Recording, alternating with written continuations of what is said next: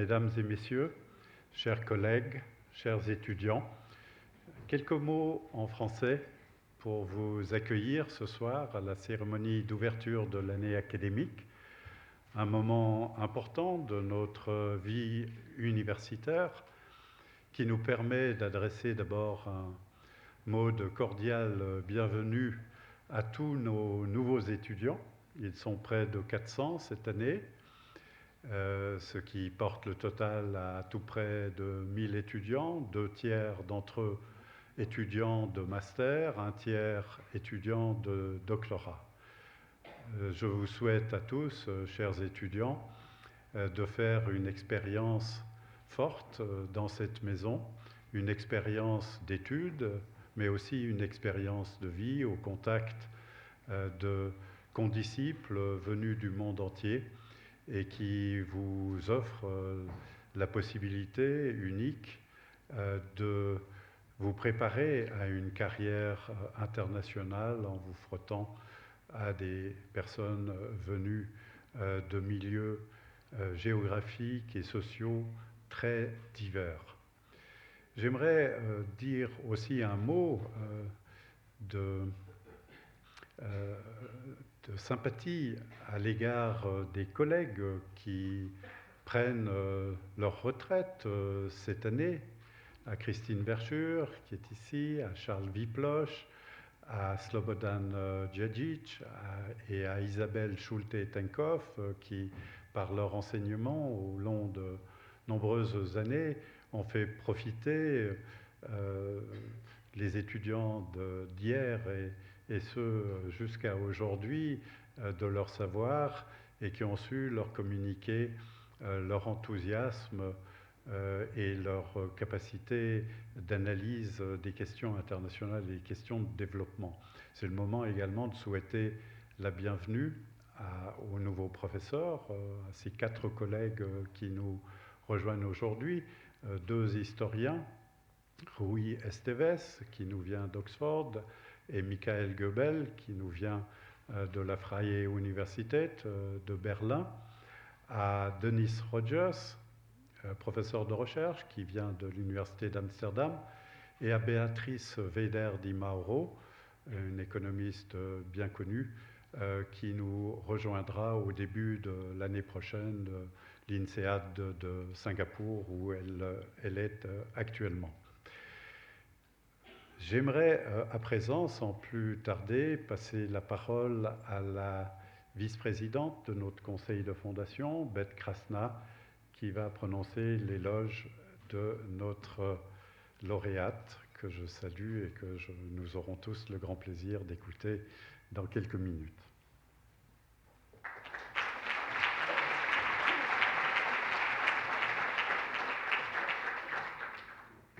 Ladies and gentlemen, dear Professor Scott, it is a great pleasure to welcome you to the awards ceremony of the 2018 Edgar de Picciotto International Prize. This prize was created as a tribute and a token of thanks to Mr. Edgar de Picciotto, who has brought with his family an extremely generous contribution to the realization of the Edgar and Danielle de Picciotto student housing that hosts students coming from all over the world.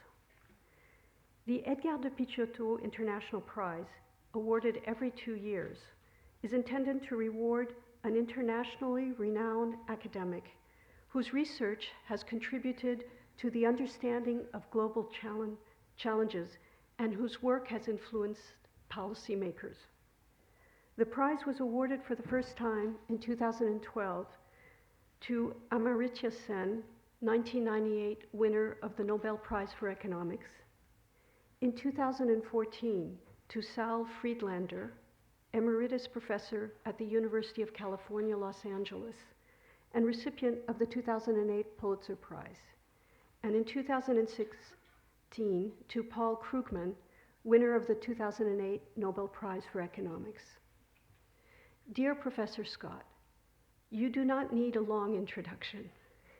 Let me simply recall that you were Professor of Social Science at the prestigious Institute for Advanced Study in Princeton from 1985 to 2014, and that you have received a large number of awards, including honorary degrees from Harvard and Princeton.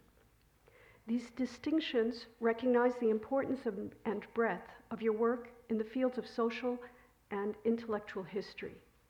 You have challenged the foundations of conventional historical practice, including the nature of historical evidence and historical experience, and the role of narrative in the writing of history.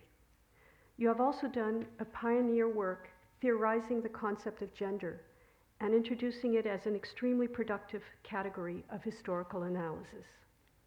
Last but not least, as regards the Picciotto Prize, you have been a committed and influential participant in the public debate. As a matter of fact, you have always insisted that theory must be applied to current events, to the temps présent, and you have done so in a forceful way in matters relating to academic freedom and, first of all, to gender equality. In that field, you have strongly contributed to framing and influencing the discussion on an issue that we care very much about at the Graduate Institute because of its crucial importance to the future of the world.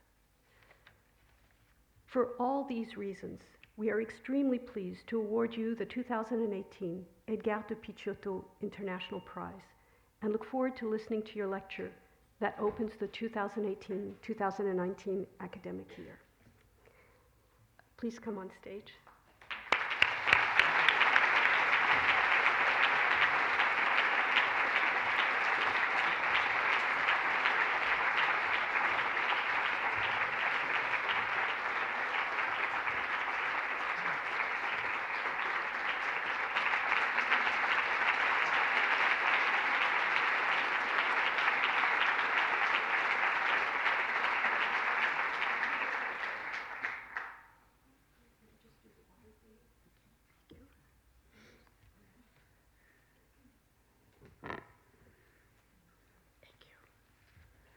Thank you so much.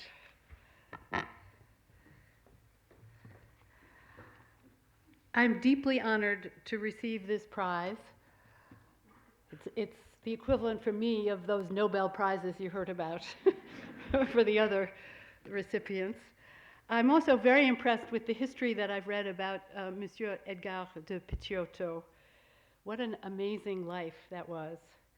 And with what I've been learning about the Institut de Haute Étude Internationale, I'm especially grateful to Monsieur Philippe Perrin and to Lila Manville for all of their advice and assistance as this was being organized. And I've been really relishing the wonderful irony of the fact that I'm to receive a prize for my work on gender in the city of Jean-Jacques Rousseau. As I learned more about the approaches of the Institute, I began to worry a bit about the theoretical approach of my talk. I don't offer solutions, policy recommendations, just a perspective that might lead us to them or help lead us to them. So I was very relieved this morning to read in the Globe, La Revue de l'Institut, an article by Nicole Bourbonnais on workplace sexual harassment. She ends it this way, and I'll read the quote. If changes to public policy, human resources management, and legal mechanisms are absolutely critical to ensure support and protection for those who are targeted, it is only through confronting the broader inequalities and ideologies surrounding work, sex, and power that we can hope to prevent harassment from happening in the first place. This talk is an attempt to confront those broader inequalities and ideologies in terms of which work, sex, and power are represented.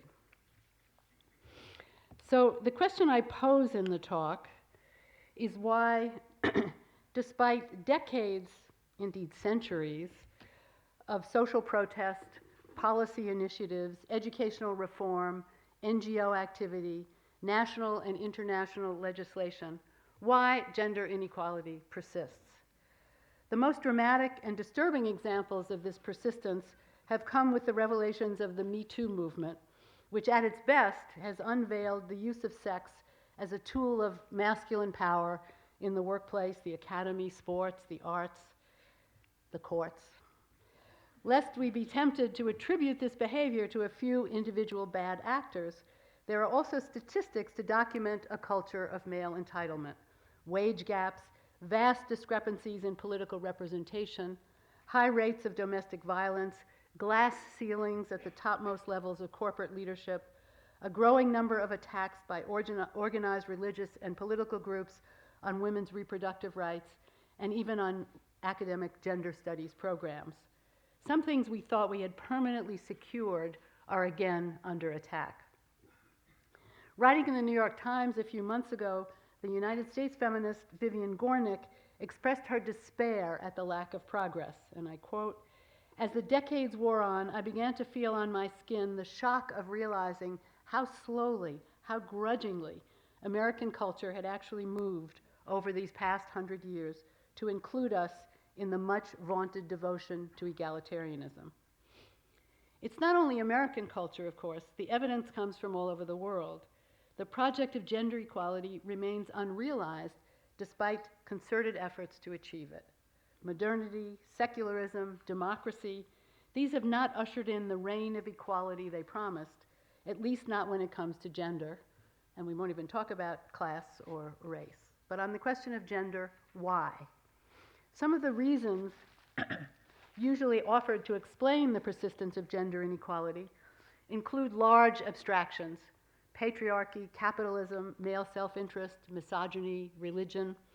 These are, of course, useful categories to work with, but none of them can account for how deep-rooted these inequalities are in our psyches, our cultures, and our politics. My alternative explanation, based on psychoanalytic and political theory, has to do with the ways in which gender and politics are interdependent.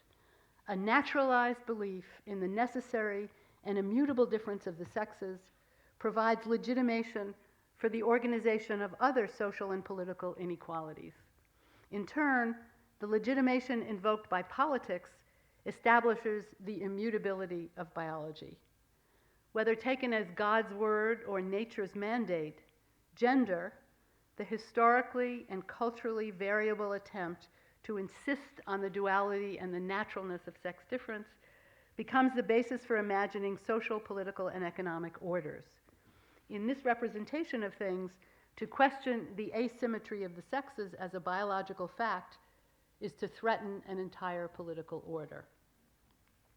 Before I explain what I mean by the interdependence of gender and politics, I want to define politics and gender. Politics is easier. I'm using it to refer to relations of power, especially as they are embodied in law and the organization of the nation state.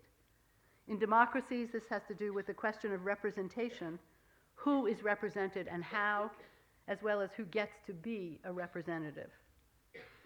Defining gender, in contrast, is not an easy task, since its meaning has been difficult to pin down. The authors of the third edition of the American Heritage Dictionary in 1992 gave up trying, pointing out that the distinction between sex and gender might be, quote, useful in principle, but is by no means widely observed, and considerable variation in usage occurs at all levels. As you know, I'm sure, gender was the term taken up by second-wave feminists who wanted to insist that biology ought not to determine the roles attributed to women and men. If sexed bodies were about nature, gender was about culture, about the ways different cultures attributed meaning to those sexed bodies. It followed from this that biology ought to be irrelevant in the allocation of resources, in access to education and jobs, and to political representation. Some of us went further, insisting that the biological difference of sex had no inherent meaning apart from its representation as or by gender. As Judith Butler put it in her now classic Gender Trouble, and this is a quote, "If the immutable character of sex is contested, perhaps this construct called sex is as culturally constructed as gender. Indeed, perhaps it was always already gender, with the consequence that the distinction between sex and gender turns out to be no distinction at all," end of quote. The psychoanalyst Jean Laplanche made an even stronger argument. It is gender, he says, the attribution of the primary male-female distinction by adults to a child's genital organization that establishes the social and psychic meaning of those body parts. La Planche refers to an illusory or phantasmatic anatomy, by which he means not that anatomy doesn't exist, but that, as Jacqueline Rose explains it, sexual difference is figured only as anatomical difference. Visible anatomical difference, she writes, becomes the sole representative of what the difference is allowed to be. It thus covers over the complexity of the child's early sexual life with a crude opposition, male-female, in which that very complexity is refused or repressed. Put in other terms, we might say that a reductive biology obscures the workings of gender as the true source of the meanings of the difference of sex. For me, as a historian, this means asking of any society or culture how the difference of sex is being defined and regulated, as well as what ends this definition is seeking to secure. Gender is a question, not a given, in the research that I do. Sorry, I'm going to have to keep drinking water because I have this terrible cold.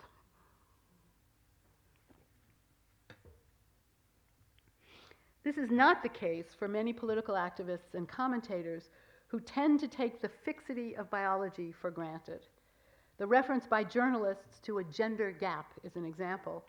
It often connotes nothing more than differences in the behavior or treatment of women and men.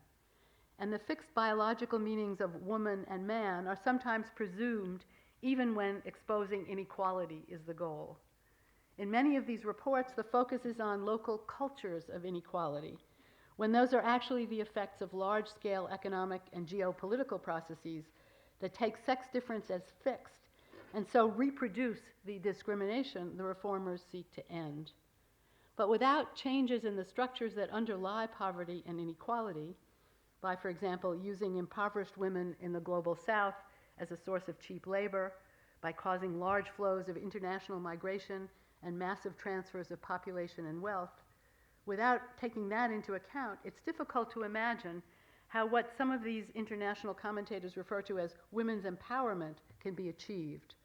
Lack of critical attention to these large structural issues, which are based on and so reproduce the implicit notion that the difference of sex is a fact of nature, is one of the reasons inequality persists. What these commentators sometimes ignore is that gender necessarily implies a critique of the certainty of biology, and so suggests intolerable instability to the forces of order. That is why, in the backlash apparent in many countries today, these forces of order have launched a sustained attack on the so-called theory of gender, likening it to a communist conspiracy to topple the world order. I don't know how many of you have seen in France during the protests against the mariage pour tous, the gay marriage law, there were these huge signs that said non à la théorie du genre. And I thought to myself, in what other country but France would you have a demonstration against a theory? It's just really interesting to think about. In any case, taking up this gender question, at the UN conference in Beijing in 1995, the Catholic delegates fixated on the idea that gender opened the door to homosexuality.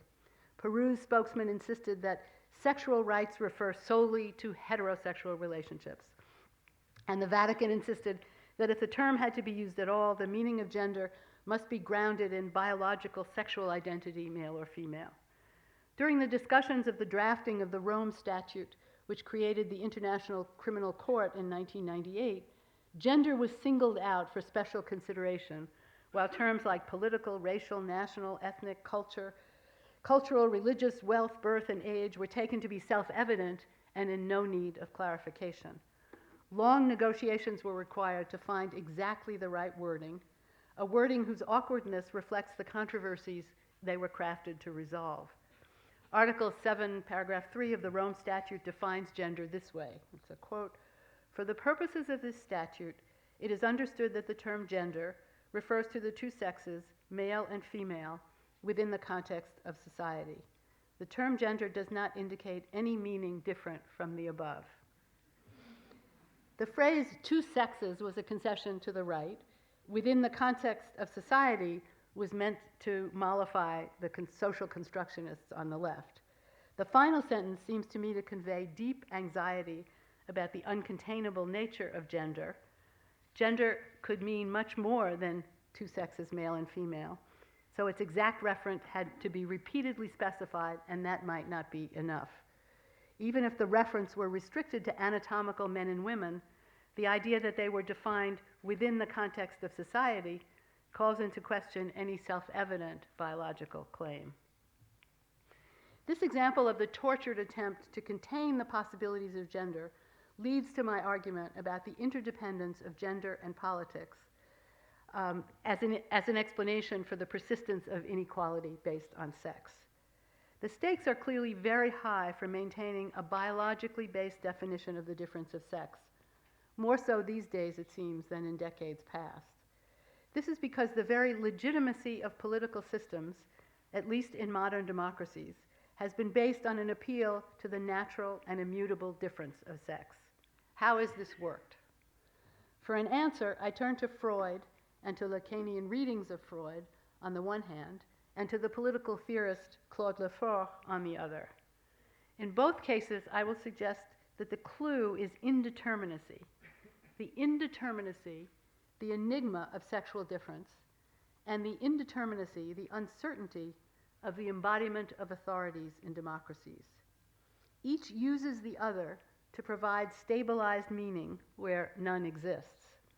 In this way, politics constructs gender, and gender constructs politics. That's actually a quote from an article I wrote in 1986, when, as I will now admit, I wasn't quite sure what I meant by politics constructs gender and gender constructs politics. I knew it sounded right. I knew it meant something, but it took me 30 years to figure out what exactly I meant by that term. According to psychoanalysts, the difference of sex is ultimately inexplicable.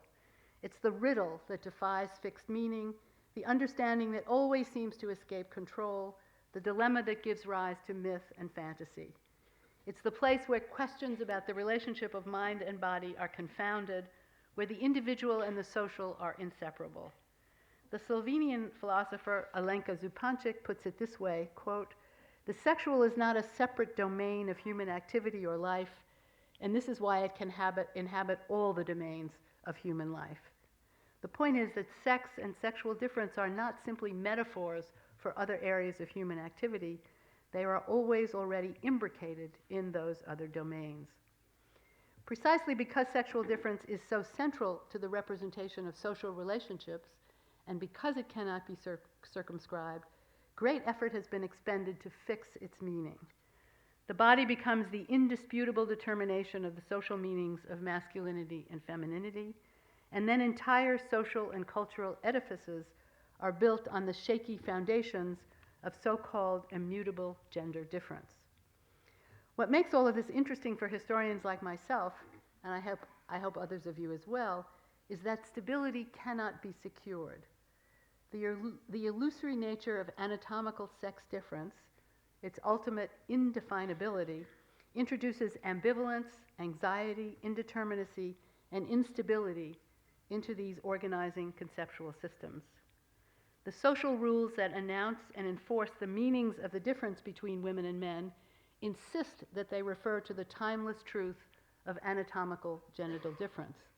But the only difference there is about these differences is that their meanings are ultimately impossible to secure. Anthropologists and historians have shown that the traits and roles attributed to men and women have varied across cultures and time. Philosophers have grappled with the ways in which perception informs the lived experience of the material body. Psychoanalysts have taught us to be skeptical of the power of normative regulation to contain the unruly operations of the unconscious. Gender, they all argue, does not reflect the dictates of bodies. Rather, it attributes to those bodies meanings that are inevitably contested by psychic processes, drives, fantasies, unconscious identification. These result in sexualities that do not conform to normative regulations. Gender, from this perspective, does not base its social roles on the imperatives of physical bodies. Rather, it is a historically and culturally variable attempt to provide a grid of intelligibility for sex, and beyond sex, for the intelligibility of systems of political rule. The emergence of modern democratic nation states demonstrates starkly the imbrication of gender and politics. The end of absolutism, and with it the loss of its legitimating religious authority, introduced a new uncertainty into political representation. Possession of the phallus, the symbol of the ruler's power, was no longer the prerogative of God's representative on earth. And as the reign of kings and the occasional queen gave way to representative systems of government, parliaments, constitutional monarchies, republics, democracies, the physical body of the ruler, as the incarnation of sovereignty, was replaced by a set of disembodied abstractions: the state, the nation, the citizen, the representative, the individual. The French political theorist Claude Lefort puts it this way, quote, "The locus of power in democracy becomes an empty place. It is such that no individual and no group can be consubstantial with it, and it cannot be represented or embodied. The impossibility of representation," he continues, "leads to a permanent state of uncertainty." Again, the quote, "The important point is that democracy is instituted and sustained by the dissolution of markers of certainty. It inaugurates a history in which people experience a fundamental indeterminacy as to the basis of power, law, and knowledge, and as to the relations between self and other at every level of social life. In the abstract, the impossibility of power's embodied representation is clear. But for those who implemented the system, the democratic system, the question of who was charged with articulating and enforcing the decrees, who represented the state, remained. It's here that Freud's theorizing, especially in Totem and Taboo, helps shed some light on the reasons that men became the embodiments of political authority in democratic politics. It's important to stress here that Freud is offering a theoretical fiction, a myth, if you will. His interpretation is a way of accounting for what he takes to be an evident truth of political psychology. In his mythical account, there was a primal father, a king, whose power lay in his monopoly of all pleasure. Lesser men eventually kill, and in Freud's version, eat him, in order to gain the access they had been consistently denied. By devouring the father figure, the men retrospectively become brothers. That's the fraternity of liberté, égalité, fraternité in the French revolutionary slogan. By devouring, they become brothers. Freud says that in this way, they accomplish their identification with him, and each of them acquires a portion of his strength. Coming into their own as adults required the sexual initiation that the father had forbidden them, an appropriate woman of their own. The brothers institute a prohibition of incest to ensure that this woman will not be a mother or sister, all of whom had been game for the primal father's seductions. The rule of the sons then replaces the absolutism of the father. Some form of fraternity overthrows the reign of the king.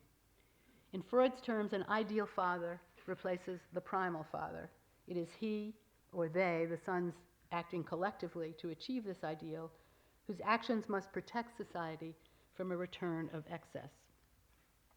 But there were nonetheless continuing rivalries among the brothers, and these were managed by assigning to each a smaller, tamer version of what they had rebelled against.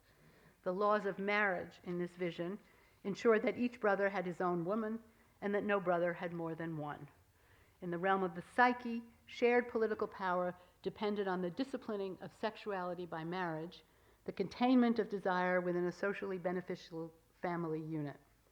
In the political realm, the idea of abstract individualism rests on a presumed sameness, whatever the social differences among men, and not all men, but only those usually white, whose higher rationality define them as autonomous individuals. So whose sexuality is at issue in the wake of the parricide? There are two possibilities for Freud, and they're related.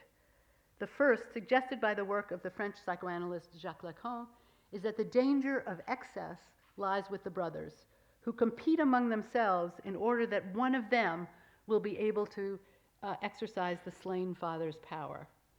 Freud noted that the rivalry among the brothers continued after the father's death. Each of them would have wished, like his father, to have all the women to himself. This fantasy the notion that his likeness to the father exempts one of the brothers from the rules of all the others, and so gives him access to all the women, Lacan calls it the phallic exception, is ever present, expressed not only in adulterous liaisons, but in all manner of political contests in which candidates seek to display the signs of their exceptionalism and to demonstrate their unique possession of the phallus, now equated literally and mistakenly with the physical organ. Here we might think of Silvio Berlusconi or Donald Trump, surrounded by all those glittering women, striving to reincarnate the deposed father's monopoly of power, making law even as they transgress the law, Trump's continued insistence that his is bigger than any of his rivals. The apparent claim to an individual man's uniqueness is actually a collective male fantasy, and therein, of course, lies the trouble. Since there's no individual body that can act as the concrete referent for power, as the king's did when he was considered the divinely ordained occupant of the throne, the question of how to discern possession is an open and anxious one. The emphasis on reason and some men's brains, certainly starting in the 19th century, as the sign of this power, I suggest is a displacement of that anxious question from the pulsating genital regions to the lofty heights of abstraction. Reason becomes the distinguishing feature of masculinity. Indeed, masculinity, referring concretely to the sex of the primal father and symbolically to the phallus he wielded, remained the criterion that the band of brothers insisted upon. The French socialist feminist Jeanne d'Arc, who was prevented on the grounds of her sex for running for office during the Revolution of 1848, pointed to the dilemma that men faced as they at once avowed and denied their bodies as justification for their exclusive power. Responding to Pierre-Joseph Proudhon's comment that women legislators make as much sense as male wet nurses, she asked, "And what organ is necessary for becoming a legislator?" Proudhon did not reply to her challenge. The other possibility, one seized on by early political theorists, is that women represent the danger of excess that the brothers now have to guard against. In this scenario, the appetites of the primal father are in effect attributed to women's provocation. She is Eve, the seductress, the initiator of the fall. It is women who threaten to subvert men's rationality to lure them off course. Rousseau warned in Emile that unlike men, women could not control their unlimited desires. It was only the imposition of modesty, he wrote, that prevented the ruin of both sexes. Otherwise, women's lust would lead mankind to, quote, perish by the means established for preserving it.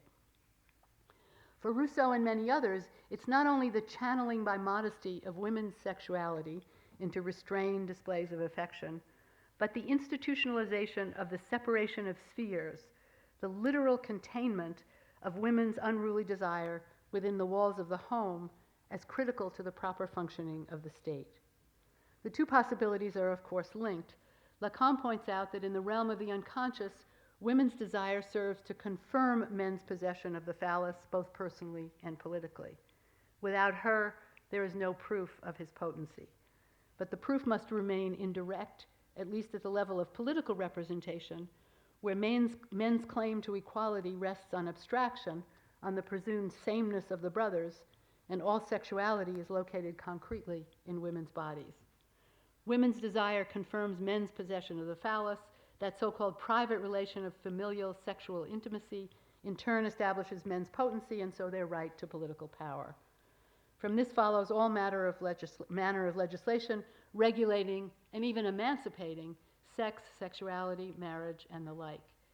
These are psychic investments in sexual difference expressed in terms of science and politics, but it is their psychic quality, a quality that often exceeds conscious control, that helps account for the persistence of inequality despite our best efforts and despite many changes in the organization of society and the access of women to things like the vote even today. The emergence of modern nations brought with it a new insistence on the immutability of gender roles and the policing of sexual activity to keep them in place. Historians working on Germany, France, England, and the United States have observed the hardening of the lines of gender differentiation as an aspect of the overall emphasis on divisions of labor from the 18th century on. On the one hand, the natural difference of sex was the referent that provided legitimation for men's political authority. Is it to men that nature confided domestic cares, asked a French revolutionary in 1793 when outlawing women's political clubs? Has she given us breasts to feed our children? On the other hand, men's political authority was evidence for nature's mandate. Those who opposed granting suffrage to women saw it as a denial of the very masculinity that citizenship conferred. So it was that an irate journalist demanded of the French suffragist Hubertine Auclair in 1877, "Is it our resignation as men that Dame Hubertine asks of us? Let her say it frankly." The difference of sex, in other words, was the key to the seeming resolution of the impossibility of the representation of political power that Lefort theorizes. Without it, the illusion of certainty could not be sustained. But it is not a definitive resolution, since there's no stable meaning for the difference of sex. Hence the repeated expressions of anxiety about whether the extension to women of education and various civil rights, divorce, inheritance of property, guardianship of children, would obliterate the lines of sexual difference and make men and women the same. This confusion of the sexes, according to one American medical commentator, posed to the nation the terrifying danger of moral anarchy. In the wake of World War I, historian Mary Louise Roberts writes, "The blurring of the boundary between male and female, a civilization without sexes, served as a primary referent for the ruination of civilization itself." We can hear that anguished prophecy of end times echoing to our own day from opponents of feminist and queer theories who argue that historicizing established norms about women and men is an assault against the very foundations of civilized life. To take only two examples, during those debates I cited earlier that led to the creation of the International Criminal Court, one commentator noted that if the word gender were allowed to refer to anything beyond biologically defined male and female, the court would be in the position of, quote, drastically restructuring societies throughout the world.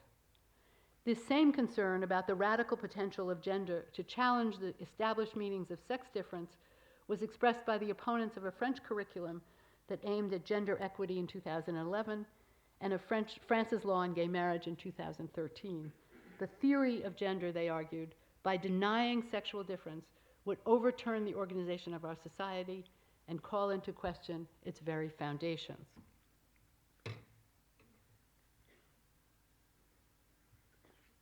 The theory of gender does not deny sexual difference, but it does historicize it.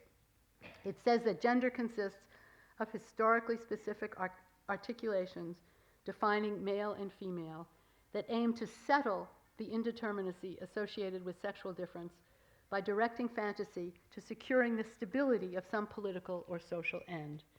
Challenges to these articulations elicit not only adamant insistence about their immutability, but an intensification of the policing of regulatory norms. There are many examples to offer. I've already referred to the ways in which Berlusconi and Trump present themselves as primal fathers, offering to fix everything that's wrong in their nations simply by the exercise of their inordinate powers. If we defer to them as wives to husbands, children to fathers, they promise to provide all the security we need. It's not the analogy to asymmetrical family relations that demonstrates my point in these cases. It's the bold assertion of exceptional masculinity as the cure for economic distress, social division, and the threat of terrorism that illustrates the mutually constitutive relationship of gender and politics. It's precisely at moments of great political instability that invocations of gender, not always the same ones, not always in the same way, appeal to deep psychic investments and in that way seek to stabilize political systems. In Poland, Brazil, Italy, the United States, and Hungary these days, authoritarian rulers have targeted women's rights as crucial parts of their campaigns. In Hungary, Viktor Orban is now proposing to ban the teaching of gender studies in universities, and if he can't do that, to ban the use of the word gender to refer to those studies. In Bulgaria, a UNESCO-approved gender equity curriculum has just been banned by the Bulgarian Academy of Sciences and the Ministry of Education. The importance of the difference of sex as a ground for politics is one of the legacies of modernity, and for that reason it's been hard to change. It's embedded in our psyches as well as in our understanding of politics. The appeal to a natural difference of sex has been one of the legitimating claims of those wielding political power, and the attribution of gender to nature has served to lend an air of stability to inherently unstable political systems. Where does that leave those of us intent on achieving gender equality across our societies?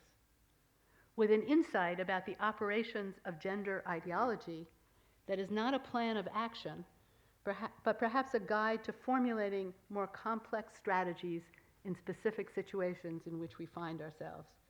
We need to figure out how to address the instabilities inherent in the categories of both politics and the difference of sex. These are instabilities, uncertainties, and anxieties that are at once psychic and political.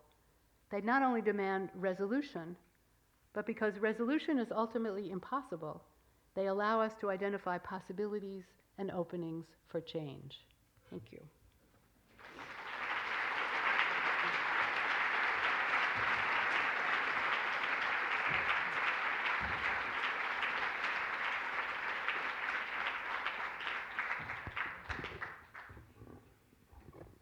Thank you so much. We have time for questions, so there are mics. Who wants to start?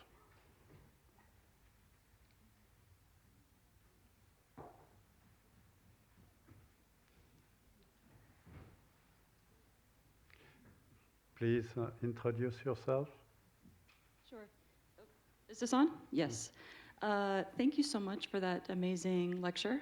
My name is Ellen Walker, and with a team of other women, I recently founded a new NGO based in Geneva called Rights Tech Women, and we're working to advance the human rights of women and girls in STEM fields.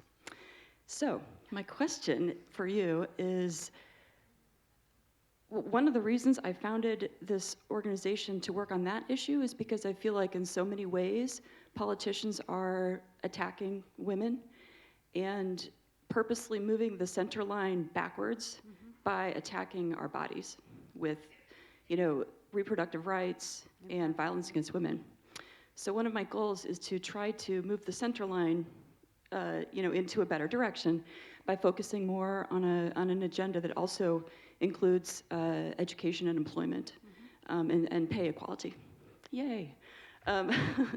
So my question for you is also, what other sorts of issues like that would you recommend to other women and men in this room who want to work to advance gender equality, besides working on the crucial things like legal capacity, basic civil and political rights, being able to own bank accounts, own property, etc. Besides and in addition to these things, are there other sort of agenda issues that you could suggest to put on the international agenda for women's human rights? Thanks. Well, one of the things you mentioned at the beginning was your interest in women in STEM areas, because that seems to me an area that's tremendously important to think about and work on. At the Institute for Advanced Study where I am, there are 4 different schools, one in math, one in natural sciences, and then one in social sciences and one in the humanities. In the social sciences and the humanities, there is no problem either with bringing people with fellows for a year with a mixture of men and women. And there's no problem in faculty appointments, although it took a while for that to happen. For a place like the Institute is associated with Einstein and with genius. And genius is, we know, a male attribute, not a female one, particularly in math and in sciences. And so it's been extremely difficult there to have any incursion of either women coming for the year to work on their research or to appoint female faculty. And it seems to me, given the tremendous emphasis these days on STEM subjects, the thing that you've suggested is a very important area to work on. That is to find ways to insist that women are indeed capable of deep scientific and abstract mathematical thought, and to encourage and to promote those kinds of activities for children very early in school, because it starts very early. Young girls are not expected to be able to do math because it's naturally unavailable to them, and so they're not encouraged to do it at all. I remember reading one of the 19th century American feminists who argued for the equality of women and men in math particularly. She said, mathematics is an aesthetic field. It's not about rational thought. It's about intuitive aesthetics, and women are much better at that than men.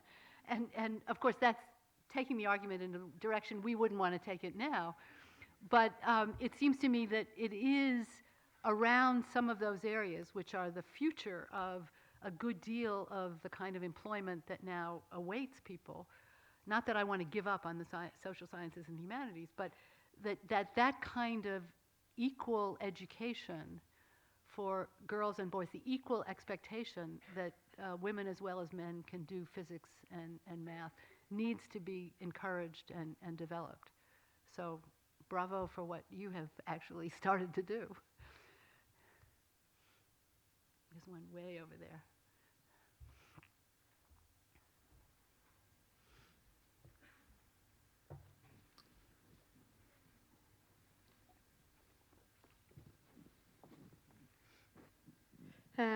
Hello, thank you very much for your wonderful lecture. My name is Mary Schlambusch. I work for the International Labour Organization, but my question was related to something you said when you explained how women's sexual desire is a threat and the justification for men's rationality.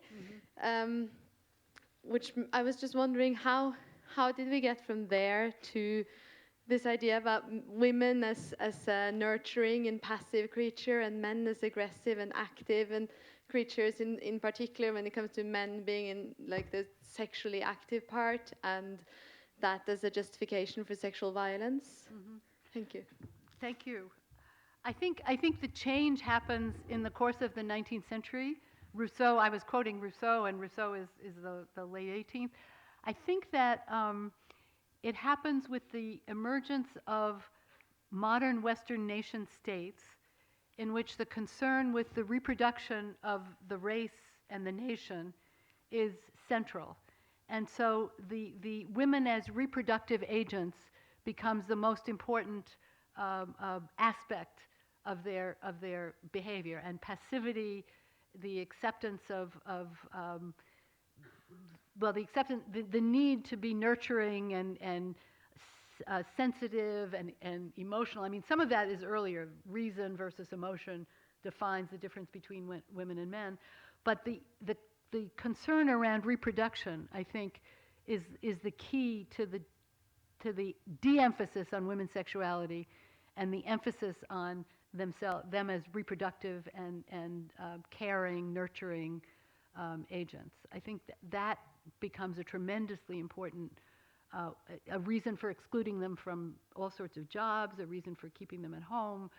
I think that's where that emphasis comes from, and I don't think it's gone away entirely. I mean, I think Hungary is yet again an example, but Orban is attempting to encourage larger families and gifts to families of familles nombreuses in Hungary as a way of overcoming what he sees as the threat of immigrants diluting the racial character or the ethno-racial character of the Hungarian nation. And it's not only there. I mean, I think when you find an emphasis on women's reproductive agency, it seems to me you need to look to concerns about the homogeneity or not of the nation state as a key to explaining that.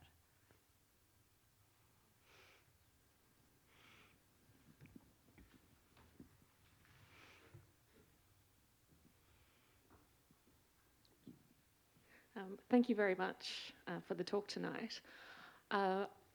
My question is around the emerging legal recognition of either a third sex or gender or an indeterminate gender. We're seeing it in a number of countries. What do you think has changed in society that has allowed that to happen? Mm-hmm. And what effect do you think that could be having in future on gender inequality? When you say indeterminate gender, you mean also all possibilities of sexuality?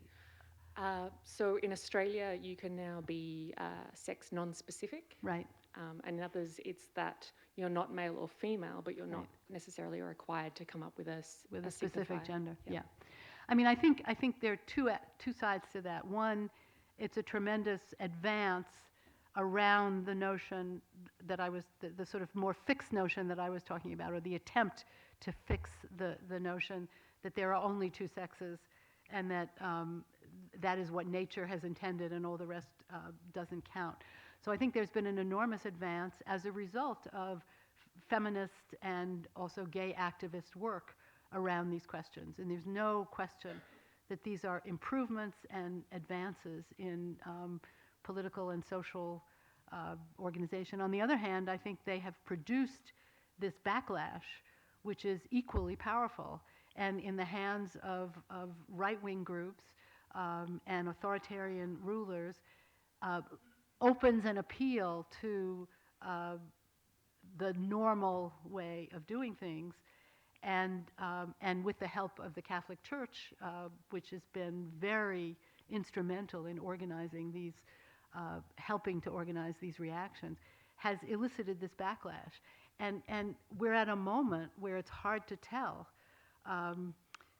what's going to prevail, at least in the moment, the political moment that we're in. There was an article in an op-ed piece in the New York Times yesterday. I don't know, because I read it online, so I don't know what day it actually comes out. Which it's Michelle Goldberg, one of their more left editorialists, who says we're in a moment now where we should stop thinking of ourselves as the resistance. We should think of ourselves, the things you're describing, as the wave of the future, and Trump and his associates as the resistors.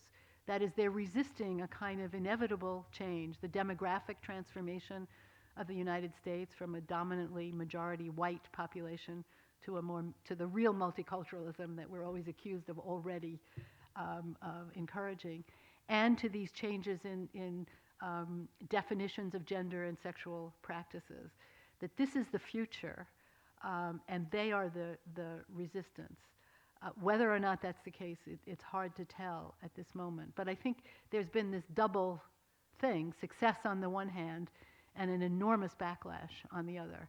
And we're at a moment where, given the political disposition of things, it's hard to tell how it's going to go, or whether we'll be able to keep those gains. I mean, I always thought Roe versus Wade was there forever, even with the opposition of groups who were wanting to reverse it. We could have Roe versus Wade overturned in the next couple of years in a new Supreme Court. So these things that seem to be it's when I think a while ago, before this, I stopped believing in the linear progress of history, because it seems to me these political moments suggest that the things we thought we had for good are more vulnerable than we thought, and is more reason than ever to keep fighting for them. But it does sort of give pause, I think. Hi, my name is Jimena. All right. Over here. Oh, okay. Just there's so many people, it's hard to see. Hi, thank you so much for your lecture. My name is Jimena, and I am a PhD student here at the Graduate Institute, and I'm also a member of the Student Feminist Platform here at the Graduate Institute. And we have a question for you. Higher education and education, more generally speaking, has always and historically been under the domain of male power. And recently, as more gender issues start being included in universities, as much as it's great progress, it also seems that gender is starting to be institutionalized and depoliticized. And you've clearly stated in your lecture that gender and politics are very much interlinked. So my question for you is, what do you think students can do, not only to bring gender equality into academic institutions, but to stop that depoliticization of gender in academia?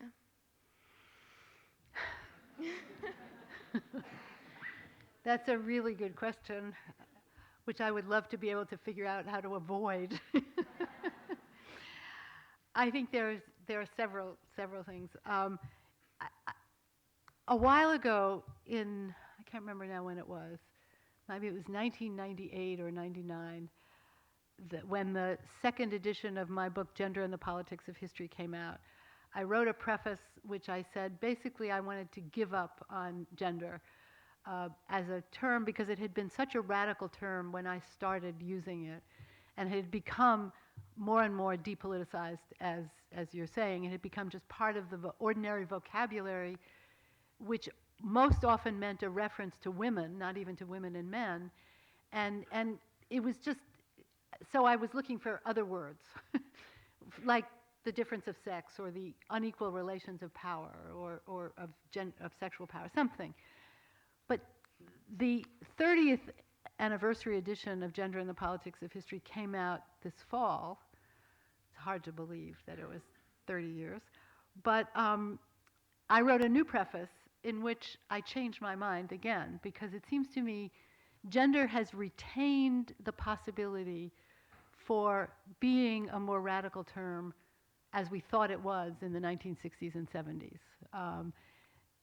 Because of what I was describing in here, because if in the work that we do as researchers and writers and academics, we keep insisting that we don't know what it means until we watch it in certain historical, political, cultural contexts. It's not about women and men. It's about how those categories are understood and for what reasons. Why is gender being deployed in a particular set of ways in a particular set of situations? And if you think of it as an analytic category with questions that you're always going to push, what does it mean here? Why are they saying this? Why is it that at this moment now, in the second decade of the second millennium, why is it that gender has suddenly become an object of such intense debate and scrutiny? What's going on that lets you explain that? It seems to me if you keep asking it as a question and not assuming that you know what it is, the gender gap, women have different pay for men or different votes for men. If instead of doing that, you ask, what's going on here when I find these differences, or when these differences are being articulated or politicized, it seems to me it continues to be the category of political, critical interrogation that we want it to be. So my answer now is we need gender, but we need to think of it as a category that we work with, that forces us to ask questions and push the questions harder, rather than as something that we know, oh yeah, gender, it's a difference between women and men. No. The question is, how are women and men being defined? What are those what's involved in the insistence on a particular set of differences? The second question is the harder one in a way. What is it that as students you can do to get greater gender equality? One is to keep demanding it. Another is to do the kind of research that promotes it or insists on it, that points out differences that need to be addressed. And the other is to find ways to respond to challenges that have been met. Monsieur Berrin earlier today was telling me, what is it called? Gender? Champion. The gender champions. Geneva The gender champions of Geneva. Okay, that could seem a kind of co-optation of feminist activity. On the other hand, it exists as something to appeal to. If you really want to do this, here's what we want you to do. It seems to me there are these aspirational possibilities in ideals, principles like equality, like democracy, that don't have any content until you start to ask what it is you want them to be. And the gender champions is one example of that. How do you live up to the challenge of gender champions? That seems to me to sort of look around and find out where the places of the openings of possibilities are, and to move in on those.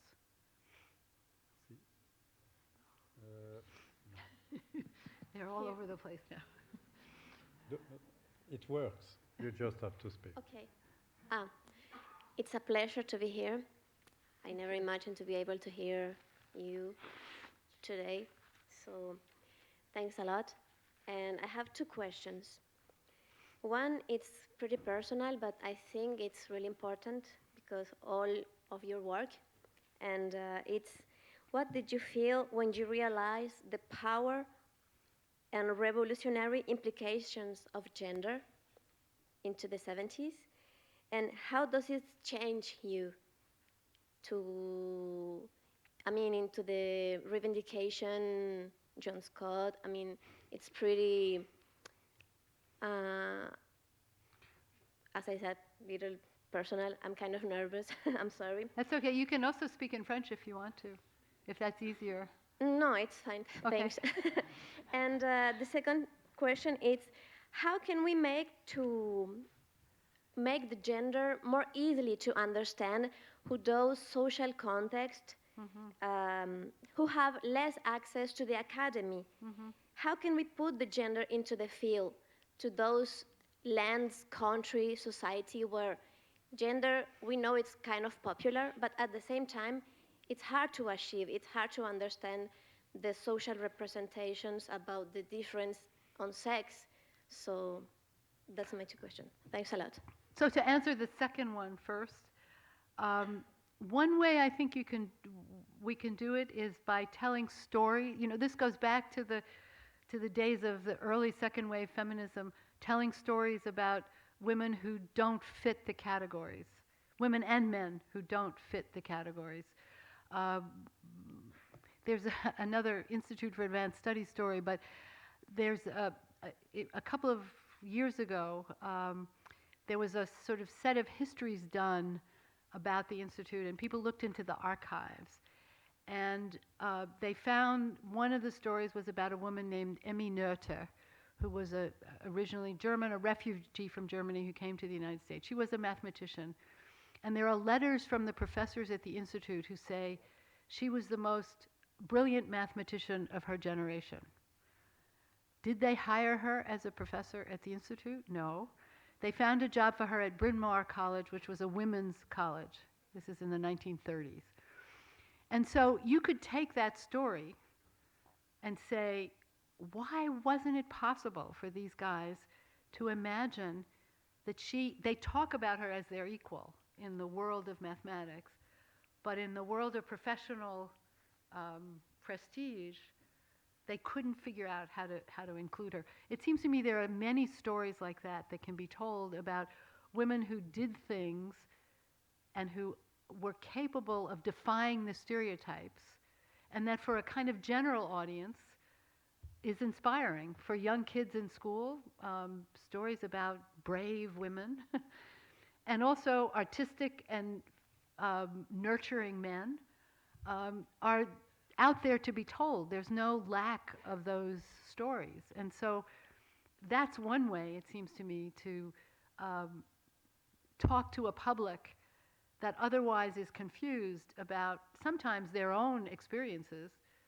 and what can be understood as a way of changing things. Going back to the question that you asked, it seems to me that it's exactly in the stories of gender differences, of the different possibilities that different men and women have experienced, that the transformation of a certain kind of public understanding of homosexuality and gender differences has been achieved. Gay marriage would have been unthinkable in the United States or in many countries in Europe 20 years ago. And yet it became a popularly approved set of possibilities because of the kinds of human stories that were told about people's experiences. And so it seems to me that for academics, there's a need for a certain kind of translation. It's not talking down, but it's translating our theoretical, abstract kind of discussions of these things into stories that can be appreciated and understood. I mean, I remember as a girl reading biographies of famous women and thinking, I could do that. You know, that it really is. And that's sort of partly the answer to your second question. But for me, the way in which the sort of my move to feminism was the pressure of students who in the 1970s demanded courses in what they called her story in the United States. You don't get the same thing in Histoire. There's no his story. But in English, it's his story or her story, and they wanted her story.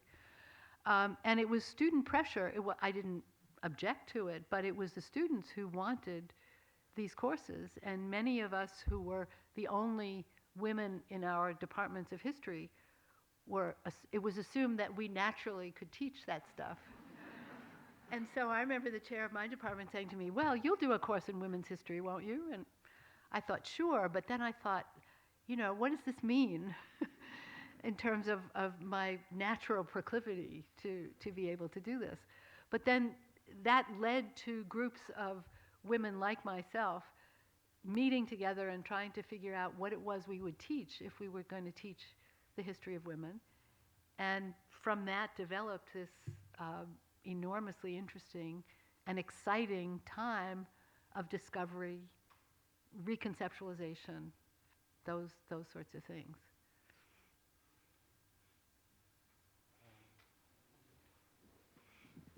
We take a few more questions. Please ask short questions. And I'll try to answer short, too. Hi, my name is Natalie. Thank you very much for the wonderful lecture and for answering all these questions. What I would like to ask is related to businesses and markets. I see more and more people publishing propagandas and advertisings, including the gender debate.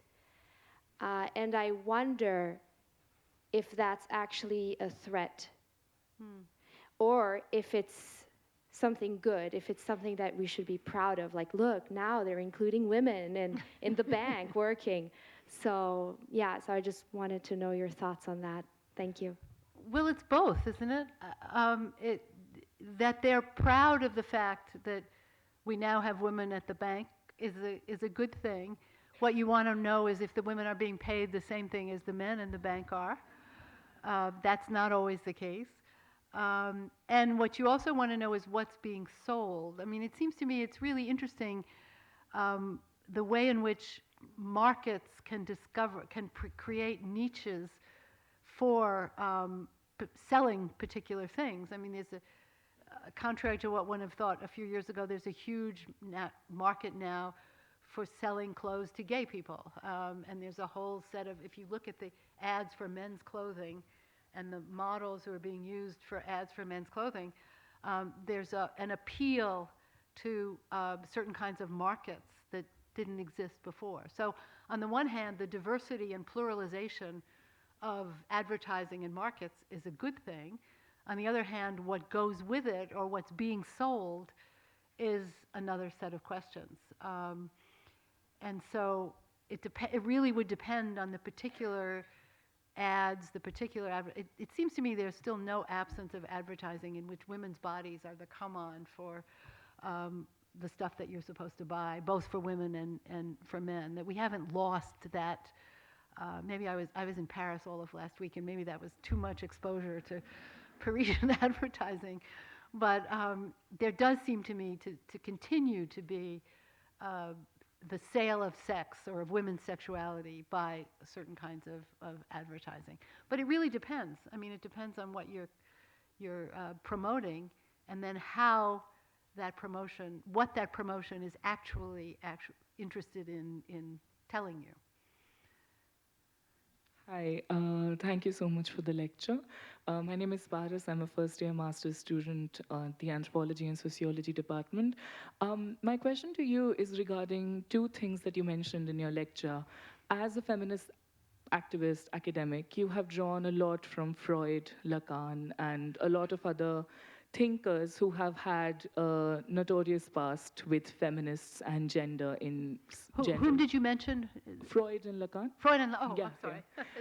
So in the era of Me Too, where almost every academic in the academy is alleged of harassment, how do we as young feminist scholars in making or researchers, deal with the idea of a thinker who has had an extremely bad relationship with gender in personal life? How do we not politicize that personal aspect? Are there limits to personal? Is the political?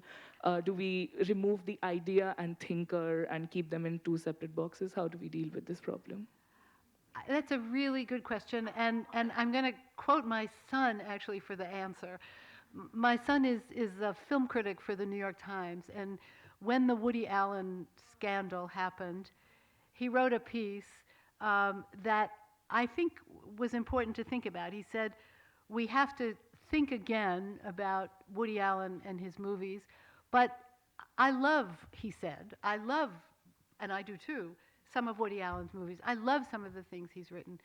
He said his solution to it, and I think it's mine as well, is that we have to read them differently. We don't stop reading them, but we read them differently. We look at some of those films, and we now have a better sense of some of the problems that are being exposed in the films. But we don't stop enjoying them, and but we read them differently. And that's certainly my sense. I've learned so much from reading Freud, for example, that I can't imagine not continuing to read him. But as a feminist, I read differently, and I look for things different than from what one would expect. For example, his analyses of bisexuality, of feminine sexuality, are much more serious and troubled than the standard notion of anatomy is determination, or anatomical determination would suggest.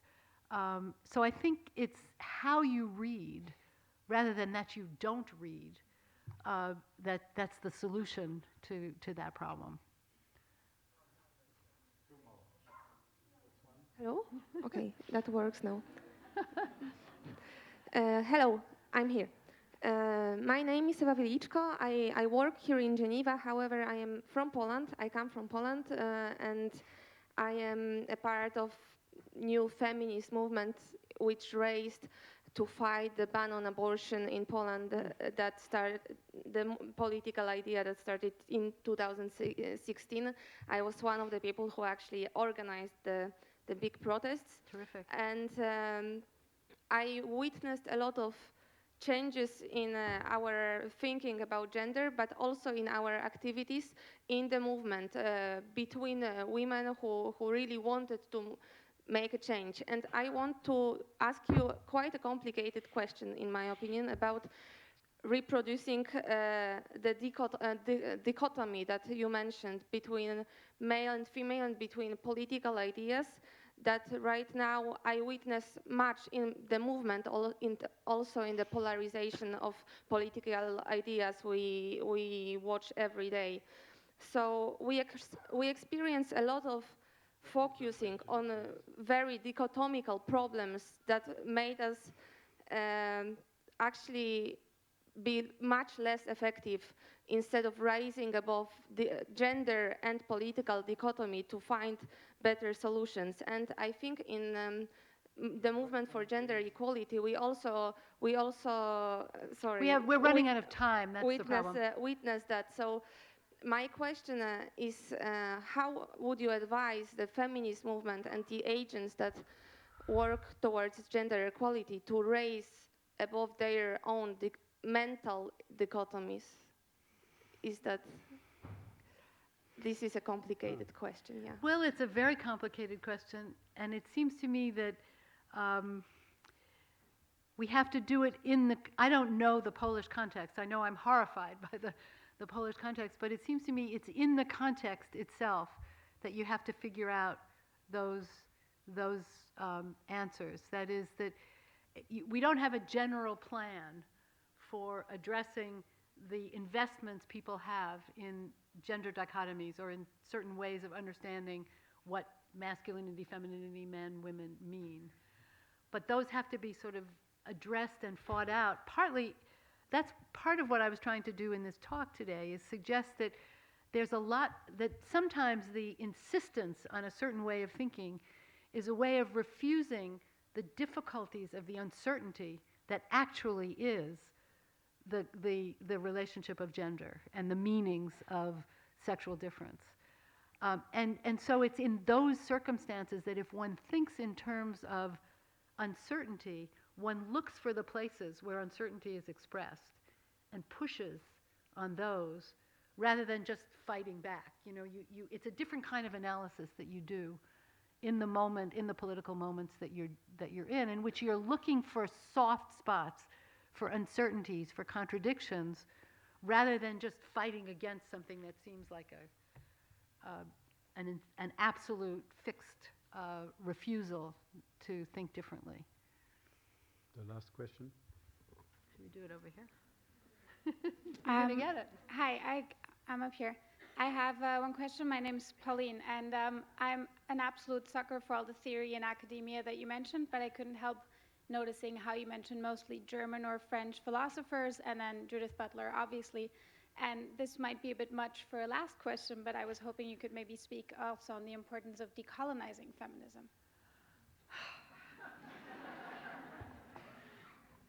Well, yes, absolutely yes. In the book that I just published, which is called Sex and Secularism, there's a lot about colonization, the ways in which modernity is exported to colonial places and the kinds of refusals or accommodations that are made in colonial ways. So the person I think I would cite above all is Saba Mahmood for helping me think, the anthropologist Saba Mahmood, whose work, it seems to me, helps me think those kinds of questions, who points me to places where I can think about that differently. So the short answer is yes, I think it's really important to do that. For this talk, it was impossible to bring, to this talk, which I was told to limit to 30 minutes, it was impossible to sort of bring all of the rest of it. But it's also true that as a Western academic, and as somebody who was schooled and then transformed by what gets referred to as French theory, but is not only French theory, I really am sort of not caught there, but it's been tremendously important and formative for me in rethinking some of these kinds of issues. I'm sorry for the question that could not have been asked, but dear Joan Scott, you see that the topic you have been speaking about is very important for all of us. I think for this institution, there is no doubt that the concept of gender is a very powerful tool for critically thinking about society and about our world. And this is why we are so pleased and grateful that you have accepted to come and deliver this opening lecture of the new academic year. So thank you so much. Thank you, and thank you all very much.